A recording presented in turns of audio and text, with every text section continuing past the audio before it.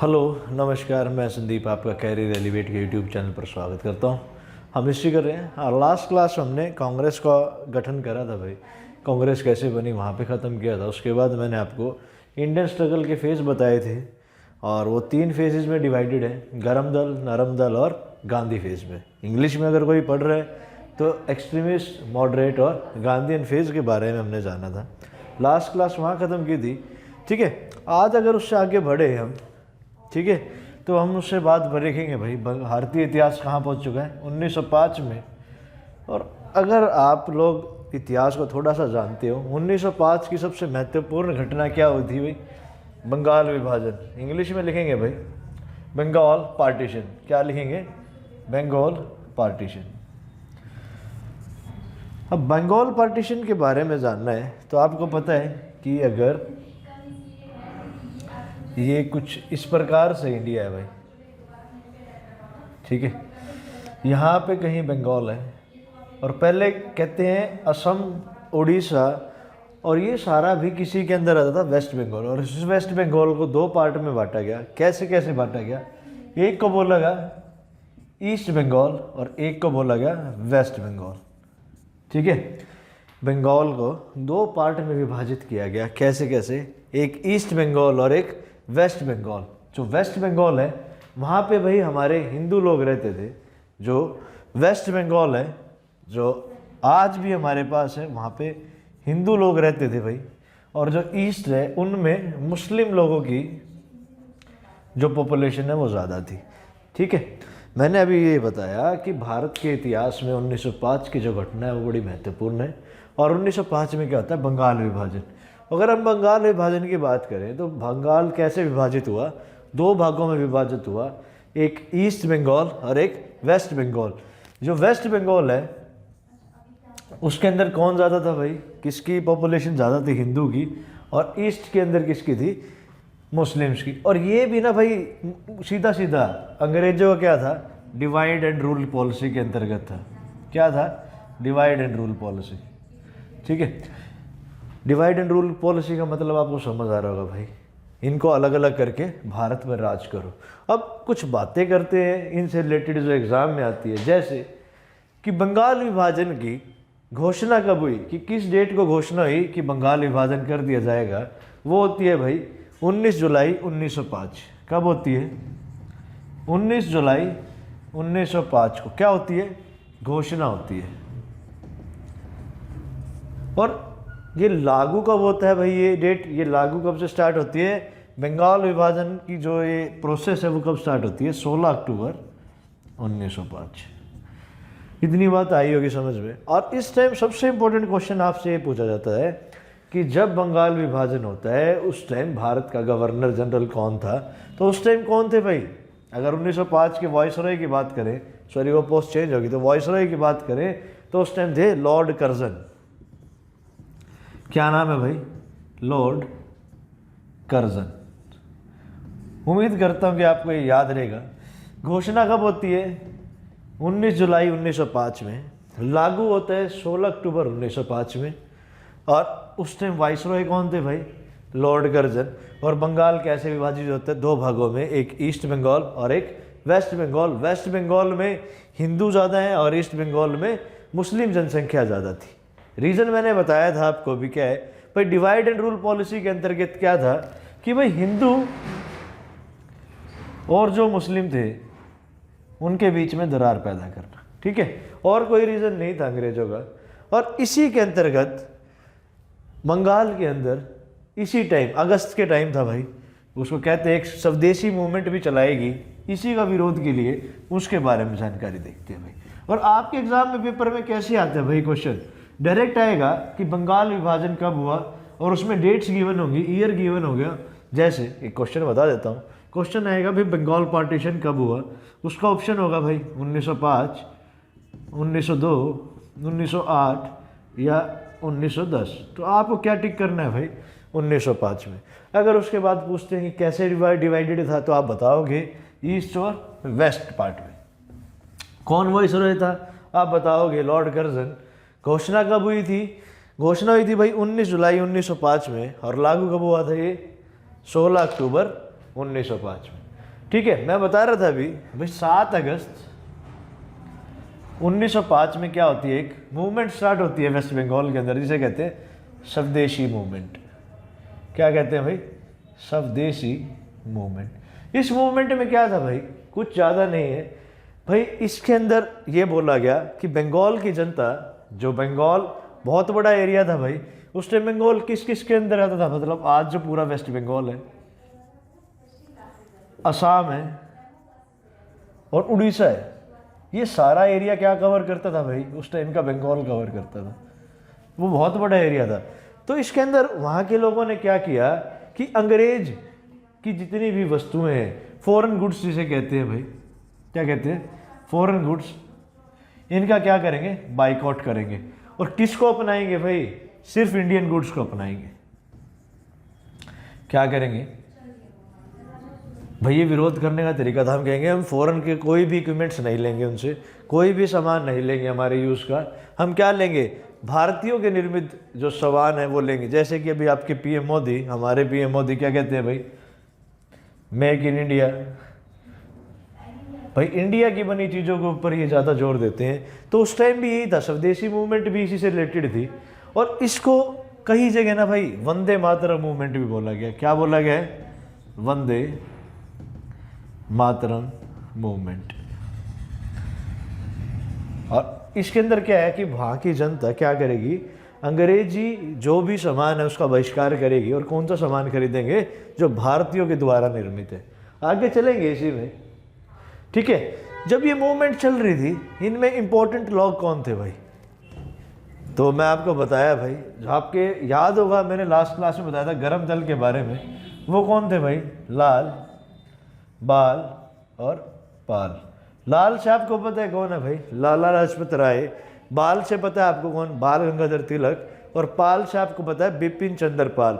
और इनके साथ जो सबसे बड़े लीडर थे उस टाइम वेस्ट बंगाल के, उनका नाम है अरबिंदो घोष। कौन है भाई? अरबिंदो घोष। अरबिंदो घोष। ये 4 लोगों ने भाई ये मूवमेंट शुरुआत की थी। किस चीज़ की? कि भाई भारतीय निर्मित सामान हमने खरीदना है। आपको आगे चलेंगे भाई इसके बाद कि हमने बताया कि भाई अगस्त की बात क्या चल रही है, स्वदेशी मूवमेंट। और इसी सब के चक्कर में ये जब सब चल रही थी भाई, बंगाल विभाजन हो रहा था, तो वेस्ट बंगाल की एक सबसे बड़ी शख्सियत होती थी उस टाइम। उनका नाम क्या है भाई? जिन्होंने भारतीय क्या लिखा है, राष्ट्रगान लिखा है, उनका नाम है रविंद्रनाथ टैगोर। क्या नाम है भाई उनका? रविंद्रनाथ टैगोर। वो एक मूवमेंट चलाते हैं उस टाइम, उसे कहते हैं भाई राखी डे मूवमेंट कहते हैं। वो कब होती है? 16 अक्टूबर 1905 में। क्या सेलिब्रेट करते हैं भाई? राखी डे, रक्षाबंधन दिन सेलिब्रेट करते हैं, रक्षा बंधन डे। आप राखी डे भी कई जगह आ सकते हैं भाई लिखा, बात एक ही है। और कौन शुरुआत करता है इसकी? रविंद्रनाथ टैगोर। याद रहेगा भाई आपको। कौन सा डे बनाते हैं भाई? रविंद्रनाथ टैगोर राखी डे बनाते हैं। और इसको एक जगह और जगह क्या कहा गया है? इसी डे को ब्लैक डे के नाम पे बोला गया। क्या बोला गया? Black day. भाई रक्षाबंधन डे का मतलब ये नहीं कि एक बहन एक भाई को राखी बांध रही है। इसमें क्या हुआ था, हिंदू और मुस्लिम आपस में क्या बांध रहे थे भाई? राखी बांध रहे थे और बंगाल विभाजन का विरोध कर रहे थे। ये तरीका निकाला था रविंद्रनाथ टैगोर ने, किस चीज़ के लिए? कि अंग्रेजों ने ये जो कानून बनाया है बंगाल विभाजन का, इसका ये विरोध कर सकें भाई। आप सबको समझ आ रहा होगा कि भाई 16 अक्टूबर 1905 को क्या बनाया गया? रक्षाबंधन डे, राखी डे बनाया गया। किसने शुरुआत की उस दिन की? रविंद्रनाथ टैगोर ने। और इसको ब्लैक डे भी बोला गया भारत के इतिहास में। और क्या था इसका पर्पस? कि हिंदू और मुस्लिम लोग इकट्ठे होके एक साथ रहे, ठीक है। और सब लोगों ने भाई इसमें रविंद्रनाथ टैगोर जी का साथ दिया और राखी बांधकर अंग्रेजों का विरोध किया, ठीक है भाई। हम 1905 की बात थी, अब अगले साल चलते हैं। उम्मीद करता हूँ कि आपको ये समझ आ रहा होगा भाई। अगर हम 1906 में चले, 1906 में सबसे बड़ी घटना ये होती है भारत के इतिहास के अंदर, जो सबसे बड़ी जो दिक्कत पैदा हुई बाद में, जो भारत का विभाजन का कारण भी बनता है, 1906 में क्या बनती है भाई? मुस्लिम लीग। तो लिखेंगे foundation of Muslim league, foundation of Muslim league. तो दो फाउंडर हैं इनके, मुस्लिम लीग के फाउंडर के नाम लिखेंगे भाई, दो है। क्या नाम है इनका भाई? सलीम उल्लाह खान। क्या नाम है? सलीम उल्लाह खान। और एक और व्यक्ति थे इनके साथ, उनका नाम क्या है भाई? आगा खान। क्या नाम है इनका? आगा खान। और ये जो सलीम उल्लाह खान है, ये भाई उस टाइम ढाका के नवाब थे। कहाँ के नवाब थे भाई? ढाका के नवाब। और ढाका किसकी कैपिटल है भाई आज में? बांग्लादेश। क्या नाम है? बांग्लादेश। और जो ईस्ट बांग्लादेश था ना भाई, वही बाद में क्या बनता है? बाद में जाके बनता है बांग्लादेश। भाई आपको समझ आ रहा होगा, भारतीय इतिहास में हमने बिल्कुल स्टार्टिंग से शुरुआत की है और अब अंग्रेज आ चुके हैं, जो हम किस तरीके से सीरीज बाय सीरीज इतिहास की तरफ कर रहे हैं, आगे बढ़ रहे हैं। और हमारा इतिहास कब तक चलेगा भाई? 47 तक। हम कहाँ तक पहुँच चुके हैं? 1906 तक। तो हम जल्दी क्लास ख़त्म करेंगे भाई हिस्ट्री की, ठीक है। और जो लोग अभी बाद में जुड़े हैं वो पहले पुरानी वीडियोस देखें और तब इन वीडियो की तरफ आएँ, क्योंकि भाई मैं ये नहीं कहूँगा कि ये फ़ायदेमंद नहीं है, पर इतिहास को अगर सीरीज़ में पढ़े तो बड़ा अच्छा लगता है कि भाई चेंजेस कैसे कैसे आ रहे हैं। मैंने बताया भाई मुस्लिम लीग की स्थापना होती है 1906 में। कौन करता है? सलीम उल्लाह खान। और सेकंड जो उनके साथ होते हैं वो आगा खान। ये क्या है? इनके फाउंडर हैं भाई। कौन है? फाउंडर है। तो फर्स्ट प्रेसिडेंट कौन बनता है इनका भाई? जैसे कांग्रेस के प्रेसिडेंट कौन बनते हैं? WC बनर्जी। तो मुस्लिम लीग के प्रेसिडेंट का नाम है भाई वकार उल मुल्क। क्या नाम है?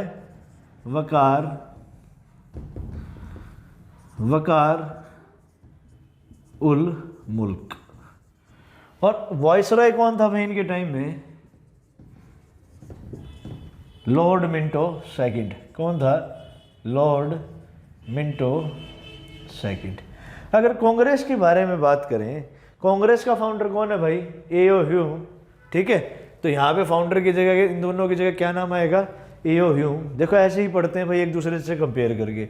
अगर उनके फर्स्ट प्रेसिडेंट के बारे में बात करें तो कौन है? WC बनर्जी। और अगर उनके वॉइसरॉय की बात करें तो उस टाइम कौन था भाई? लॉर्ड डफरिन, ठीक है। आपको समझ आया होगा कि भाई 1906 की सबसे बड़ी घटना क्या है? मुस्लिम लीग का बनना। आगे चलेंगे 1907 में भाई सूरत सेशन होता है, और वो इसलिए इम्पोर्टेंट है कि भाई उसमें INC स्प्लिट हो गई थी, ठीक है। जो नगरम दल के नेता हैं वो अलग हो जाते हैं, क्योंकि वो केशव देशी मूवमेंट का साथ नहीं देती कांग्रेस, ठीक है। यही रीज़न था। तो 1907 में लिखेंगे क्या होता है सबसे बड़ी घटना, और स्टार लगाना भाई।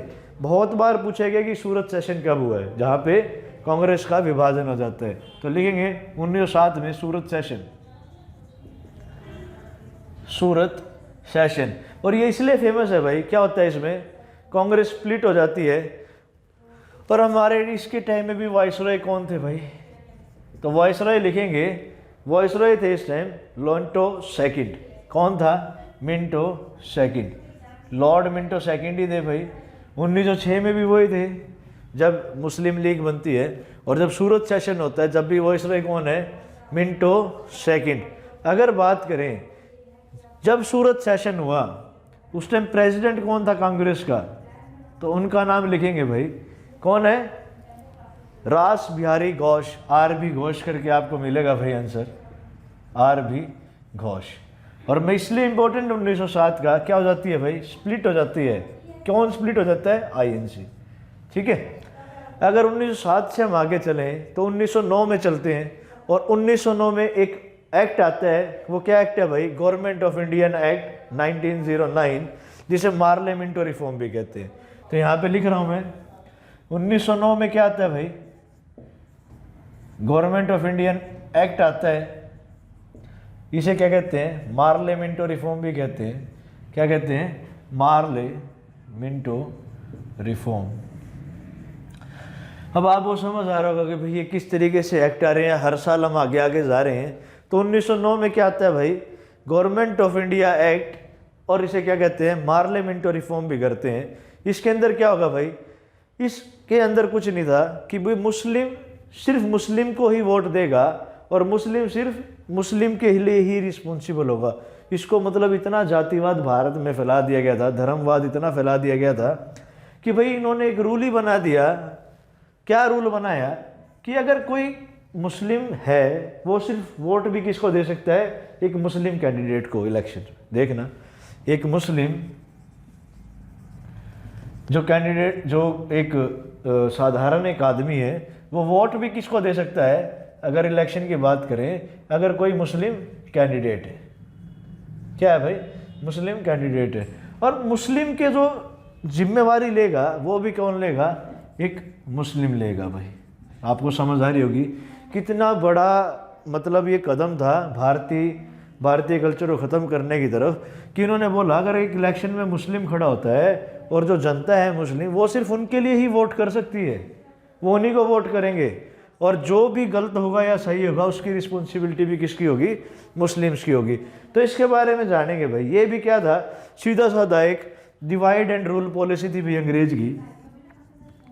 क्या थी, डिवाइड एंड रूल पॉलिसी थी कि भाई अलग करो और राज करो। ठीक है भाई, जितना समाज को तोड़ सकते हो, जितने लोगों को तोड़ सकते हो तोड़ते रहो और भारत पर राज रखो। भाई अगर आगे इसमें बात करें कि इसके अंदर क्या था भाई,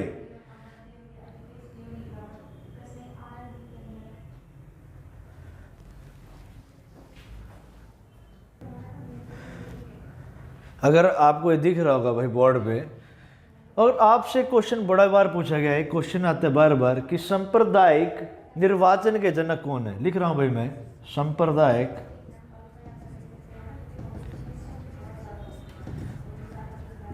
निर्वाचन के जनक कौन होंगे। तो जो इस टाइम वाइसरॉय थे भाई, उन्हीं का नाम लिखेंगे। कौन है भाई, मिंटो सेकंड। कौन है, मिंटो सेकंड। और इसी टाइम की बात है भाई, सत्येंद्र प्रसाद सिन्हा को क्या बना दिया जाता है, सत्येंद्र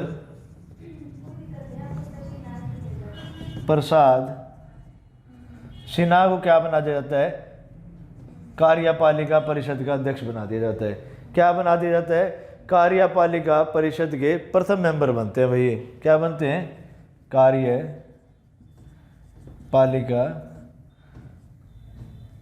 परिषद के फर्स्ट इंडियन मेंबर।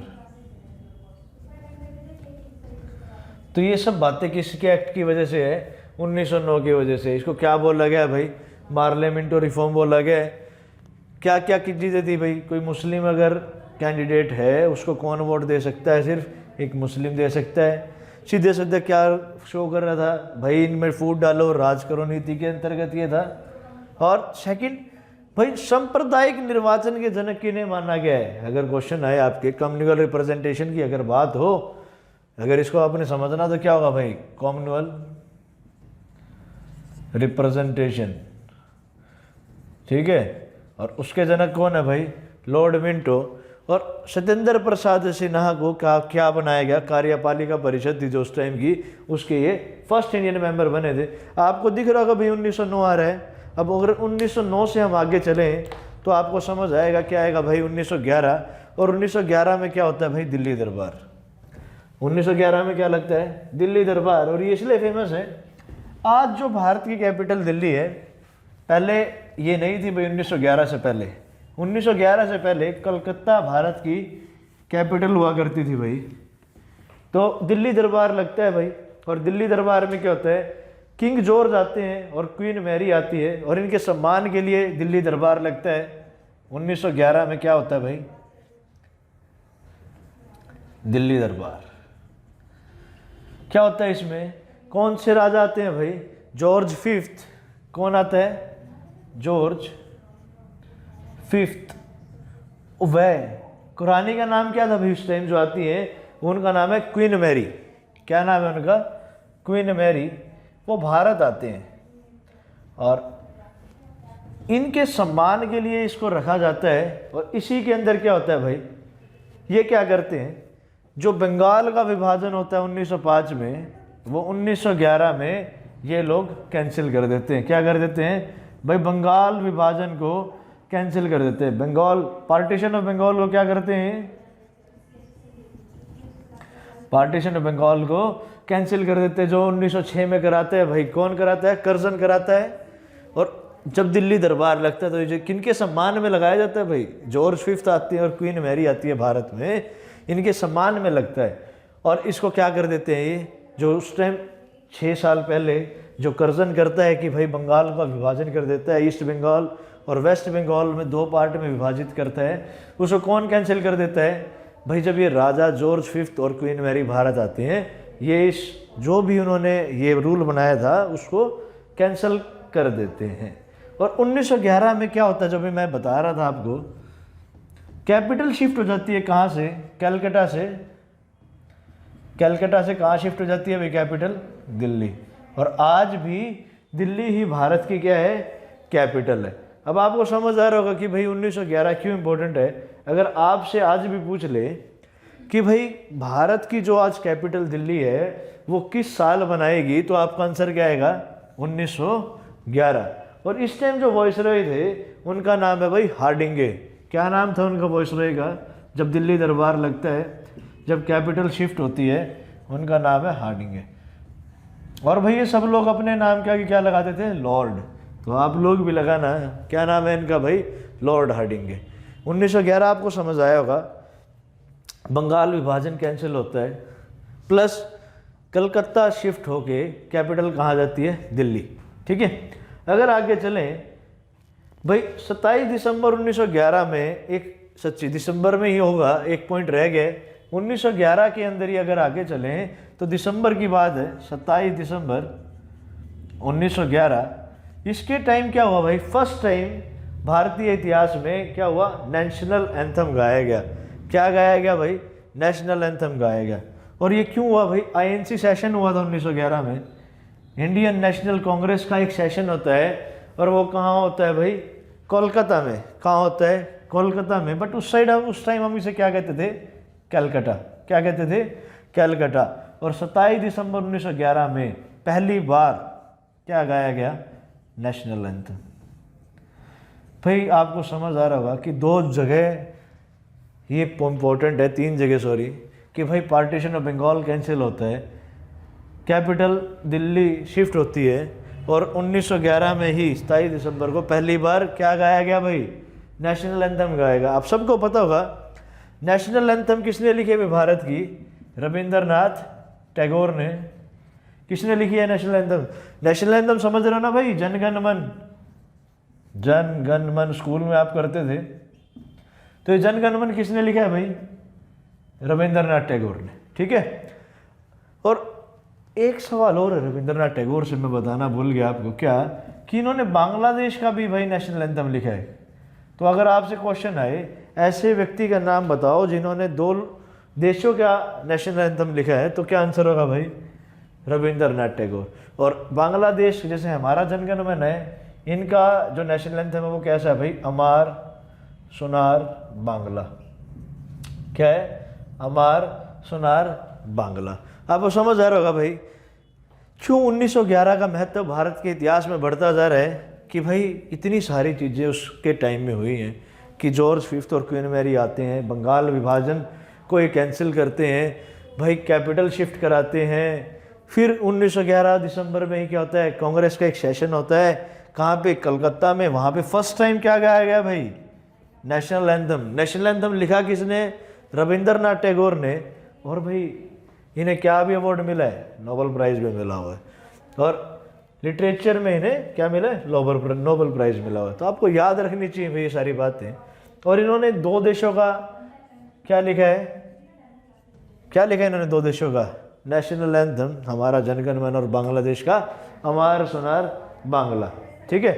और इनको क्या मिला है भाई? नोबेल अवार्ड मिला है। किस लिए? लिटरेचर में। और किस किताब के लिए मिला है? गीतांजलि। भाई इतनी सारी बातें मैं आपको बता रहा हूँ भाई, उम्मीद करूँगा कि आप ये याद रख पाओ, क्योंकि भाई बहुत इंपॉर्टेंट है ये। ठीक है। अगर इतिहास में हम आगे चलें 1912 में, देखना भाई 1911 से हम कहाँ गए? 1912। क्या होता है भाई 1912 में? 1912 में होता है भाई दिल्ली कॉन्स्पिरेसी केस। और दिल्ली कॉन्स्पिरेसी केस क्या था? अगर हम उसको बारे में जाने, अभी मैं रब कर रहा हूँ, बताता हूँ भाई आपको।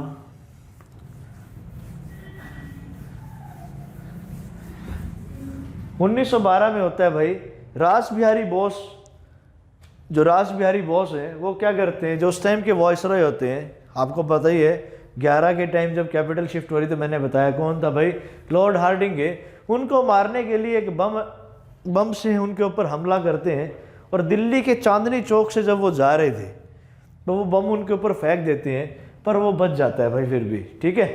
तो इसी चीज़ को क्या बोला गया है, दिल्ली कॉन्स्पिरेसी केस। तो हेडिंग लगाएंगे भाई, आपसे ये जो स्टोरी है ये नहीं जानता वो, देखो हमारा पेपर कैसा है भाई, एमसीक्यू टाइप है, वो आपसे ये स्टोरी नहीं जानेगा कि क्या हुआ था, बस आपसे जानेगा कि 1912 क्यों इंपॉर्टेंट है आपके लिए। तो आपका आंसर क्या होना चाहिए, दिल्ली कॉन्स्पिरेसी केस। और ये स्टोरी तो मैं आपको इसलिए बता देता हूँ कि इतिहास आपको याद रहे कि भाई किस किस तरीके से क्या क्या घटनाएं हो रही थी। तो क्या हो रहा था भाई, रास बिहारी बोस नहीं है भाई, ये घोष नहीं है जो पहले थे, ये रास बिहारी बोस हैं, बॉस सुभाष चंद्र बोस वाले। सुभाष चंद्र बोस का क्या नारा था भाई, तुम मुझे खून दो मैं तुम्हें आज़ादी दूंगा। तो ये वही बॉस है भाई, रास बिहारी बोस। किस पे अटैक करते हैं, तत्कालीन लॉर्ड जो वॉइसरॉय थे उस टाइम, कौन था भाई, हार्डिंगे। कहाँ अटैक करते हैं, दिल्ली के चांदनी चौक पे। कहाँ करते हैं, दिल्ली के चांदनी चौक पे। और क्या होता है उसमें, ये बच जाता है। और बस यही बातें हैं भाई इसी के अंदर। अगर 1912 से हम आगे चलें तो 1913 का क्या महत्व है भारत के इतिहास में। तो 1913 में क्या होता है भाई, गदर पार्टी का निर्माण होता है। क्या होता है 1923 में, 13 में सॉरी, गदर पार्टी का। और इनके फाउंडर का नाम आपको मुझे बताना है भाई कमेंट सेक्शन में, व्हाट्सएप पे जो ग्रुप है आप उसमें भी दे सकते हो, ठीक है। तो आपको मेरे को ये बताना है, मैंने ये बता दिया कि 1913 में गदर पार्टी का निर्माण और स्टार लगाने ना भाई। इतनी बार ये क्वेश्चन पूछा जा चुका है, अगर आप प्रीवियस ईयर क्वेश्चन कर रहे हो तो आपको ये कम से कम 10-15 बार तो मिलेगा ही मिलेगा 20 पेपर के अंदर। मतलब इसकी फ्रिक्वेंसी इतनी ज़्यादा है इस क्वेश्चन की कि मैंने आपसे जो पूछा है वो आप मुझे बताना भाई। मैं कह रहा हूँ 1913 में क्या होता है, गदर पार्टी का निर्माण होता है और आपको मुझे बताना है इनके फाउंडर का नाम, ठीक है। 1913 आ चुका है भाई, 1914 जाता है इतिहास में। तो 1914 से 1918 के बीच में क्या होता है, फर्स्ट वर्ल्ड वॉर। क्या होता है भाई, फर्स्ट वर्ल्ड वॉर 1914 से 1918। और आपको मेरे को ये भी बताना है, इसको 2 क्वेश्चन पूछ रहा हूँ भाई आपसे। एक तो गदर पार्टी के फाउंडर का नाम बताना है, सेकंड जो फर्स्ट वर्ल्ड वॉर हुआ वो किन किन कंट्रीज के बीच में हुआ। गुट बने हुए थे भाई कंट्रीज के, आपको वो दोनों गुट मुझे बताने हैं कि किन किन के बीच में। अगर इतिहास में, भारतीय इतिहास में अगर आगे चलें, 1915 भाई गांधी जी आ जाते हैं अब। और मैंने बताया था वहाँ पे कि 1917 के बाद क्या आ जाता है, गांधी फेज। तो इनके बाद जब हम क्लब बिठाएंगे, इसको रब करेंगे भाई। और अब जो हम बात करेंगे वो किसके बारे में करेंगे, गांधी जी के बारे में। गांधी जी का नाम क्या था भाई पूरा, मोहनदास करमचंद गांधी। क्या नाम था भाई, मोहनदास करमचंद गांधी। भाई जैसे कि मैंने बताया है, इसके बाद क्या स्टार्ट होता है, गांधी फेज। तो ऊपर हेडिंग लगाएंगे क्या भाई, गांधी। भाई इनका जो नाम है वो क्या है, असली नाम मोहनदास करमचंद गांधी। मैं उम्मीद करता हूँ सबको पता होगा। इनका जो बर्थ है वो कब होता है भाई, 2 अक्टूबर।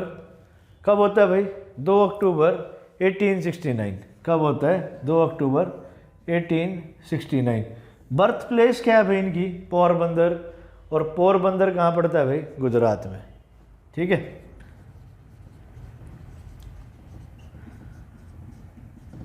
समझ आ रहा होगा भाई आपको। गांधी जी का असली नाम, महात्मा गांधी जी ने आप जानते हो, जिनकी फोटो हर नोट पे भारत के, उनका असली नाम क्या है, मोहनदास करमचंद गांधी। उनका जन्म होता है 1869 में, 2 अक्टूबर। गांधी जयंती बनाई जाती है भाई इस दिन। और इनका जन्म कहाँ हुआ था, पोरबंदर गुजरात में। इनके जो फादर हैं उनका नाम था करमचंद गांधी। फादर का नाम क्या था भाई इनके, करमचंद गांधी। करमचंद गांधी। एक सेकंड भाई, मार्कर चेंज कर लें।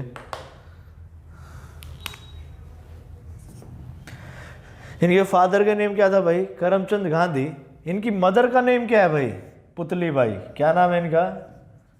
पुतली बाई।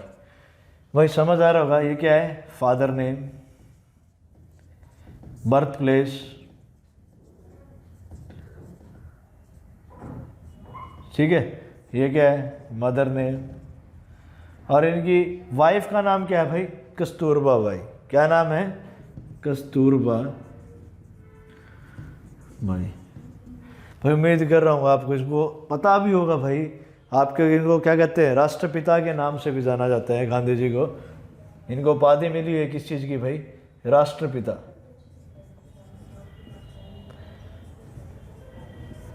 भारत के राष्ट्रपिता की भी उपाधि इनको मिली हुई है भाई, ठीक है। आगे चलेंगे भाई। 30 जनवरी 1948 को कौन हत्या कर देता है भाई? इनकी डेथ हो जाती है कब भाई? हत्या कर देते हैं इनकी नथुराम गोडसे। कब? 30 जनवरी 1948 को, ठीक है। इनकी गोली मार के भाई हत्या कर देता है। कौन कर देता है? नथुराम गोडसे, ठीक है भाई। लिख देता हूँ, फिर भी आप सबको पता ही था ये बात तो। नथुराम गोडसे भाई। अब कुछ ऐसी बातें हैं भाई, गांधी जी आपको पता होगा पेशे से वकील थे, और उन्होंने ये जो वकील की जो पढ़ाई है, लॉ की जो पढ़ाई है, वो कहाँ से की है? इंग्लैंड से की है। तो फर्स्ट पॉइंट इनको रब करने के बाद ये लिखना है कि गांधी जी ने जो लॉ की पढ़ाई है, जो वकालत की है, सीखी है, वो कहाँ से सीखी भाई? ब्रिटेन से।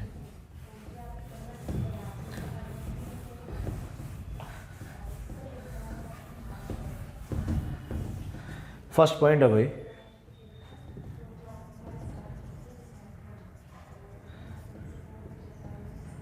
गांधी जी ने लॉ की पढ़ाई, लॉ की स्टडी ब्रिटेन से की है,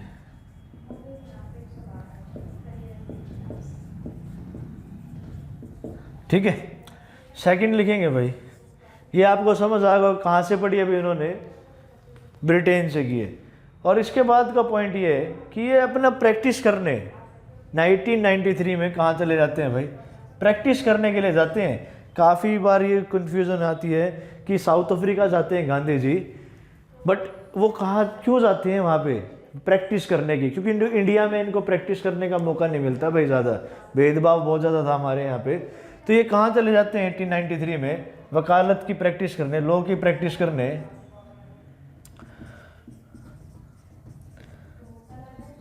साउथ अफ्रीका। कहाँ चले जाते हैं? South Africa.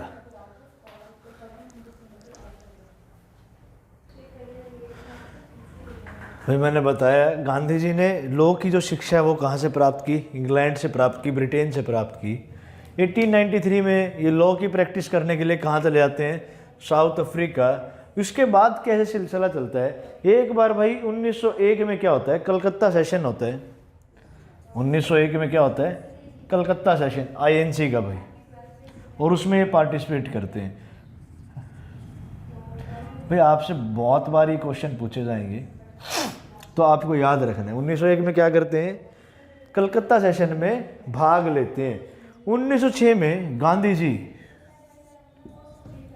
1906 में सत्याग्रह करते हैं भाई, जो फर्स्ट सत्याग्रह है। बट इनका फर्स्ट सत्याग्रह चंपारण वाले को माना जाता है, पर इन्होंने साउथ अफ्रीका में भी क्या किया था भाई? सत्याग्रह किया था। बट आपसे पूछे तो आपने चंपारण नहीं लगाना है भाई। फर्स्ट सत्याग्रह क्या कहाँ किया इन्होंने? साउथ अफ्रीका में। और इसका रीज़न भी बड़ा इनका अच्छा था। क्या हुआ भाई? वहाँ पे भी भेदभाव होता था, और क्या था इनमें भाई? वही इन्होंने फर्स्ट सत्याग्रह साउथ अफ्रीका में, और क्या था रीज़न? क्या था उसका? ब्रिटिशर ने ना एक ऐसा बिल पास कर दिया था, ब्रिटिशर्स ने, अंग्रेजों ने, जो क्या करता था भाई? जितना डिस्क्रिमिनेशन है वो उसको भाई क्या करता था? स्पॉट करता था। भेदभाव को क्या करता था भाई? वो बिल स्पॉट करता था। इसका विरोध करने के लिए गांधी जी 1906 में साउथ अफ्रीका में क्या करते हैं भाई? क्या करते हैं? सत्याग्रह करते हैं। देखना भाई 93 में मैंने बताया साउथ अफ्रीका चले गए, एक में एक बार कलकत्ता सेशन में आए। 1906 में क्या होता है, सत्याग्रह करते हैं भाई, कहाँ पे, साउथ अफ्रीका में। और 1908 में क्या होता है भाई, गांधी जी जेल में जाते हैं। Gandhi ji went to jail, और जेल में ही वो एक पुस्तक लिखते हैं, एक बुक लिखते हैं जो बाद में बड़ी फेमस होती है, और उसे कहते हैं भाई हिंद स्वराज। क्या नाम है उस किताब का, हिंद स्वराज। भाई इतने सारे पॉइंट आप सबको याद हो जाने चाहिए कि गांधी जी ने जेल के अंदर कौन सी किताब लिखी है, पुस्तक लिखी है, बुक लिखी है, उसका नाम क्या है, हिंद स्वराज। और कहते हैं जिस टाइम वो गए थे और उसके टाइम जब वो वापस आए तो 15 साल बाद वो भारत आए थे, सॉरी 21 साल बाद भारत आए थे।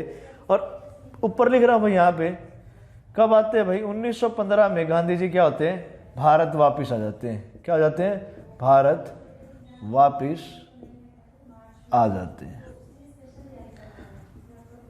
ठीक है, गांधी जी 1915 में वापस आते हैं। और आपको एक चीज बताऊं मैं कि 9 जनवरी 1915 के दिन भारत में अब क्या बनाया जाता है, NRI day, non resident Indian day. तो 9 जनवरी कब आते हैं भाई, 9 जनवरी 1915 को आते हैं। और समझना भाई हर साल 9 जनवरी को क्या मनाया जाता है, NRI डे।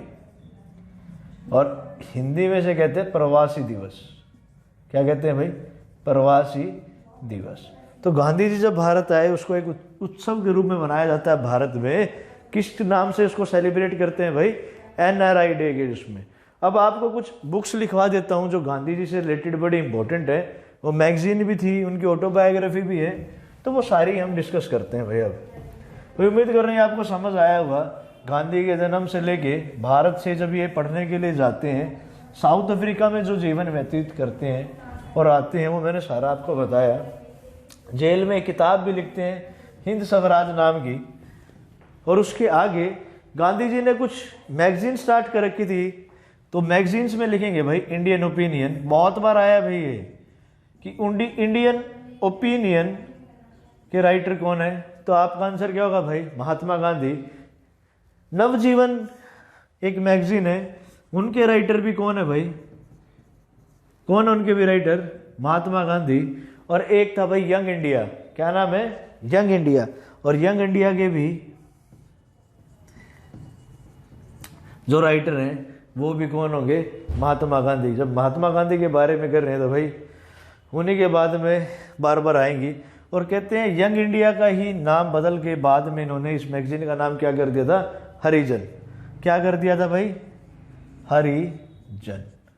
यंग इंडिया जो इनकी मैगजीन आती थी उसी का नाम बदल के इन्होंने क्या कर दिया। इंपॉर्टेंट है और ये कि भाई आपसे पूछ ले कि हरिजन का पहले क्या कहा जाता था, हरिजन नामक किताब को क्या कहा जाता था, यंग इंडिया। और ये यंग इंडिया किताब का नाम बदलकर क्या रख दिया है, हरिजन। तो ये 3 मैगजीन है भाई, इंडियन ओपिनियन, नवजीवन और हरिजन। और ये यंग इंडिया तो भाई एक ही बात है, ठीक है, इनका नाम ही बदला था इन्होंने। और गांधी जी की एक ऑटोबायोग्राफी है भाई, माई एक्सपेरिमेंट विद ट्रुथ। तो बहुत बार आई है ये भी एग्जाम में, क्या इनकी है, ऑटोबायोग्राफी। और मैंने आपको पहले भी बताया था बायोग्राफी और ऑटोबायोग्राफी में डिफरेंस क्या है। अगर किसी भी शब्द के आगे ऑटो लगा हो तो इसका मतलब है ये क्या है, ये उसकी खुद ने लिखी है, वो उसकी आत्मकथा है, वो उसने खुद ही लिखी है। तो गांधी जी ने जो किताब खुद लिखी है अपने बारे में, वो क्या है, माई एक्सपेरिमेंट विद ट्रुथ। फिर गांधी जी की जो किताब है last, my experiment with truth, मैंने बताया।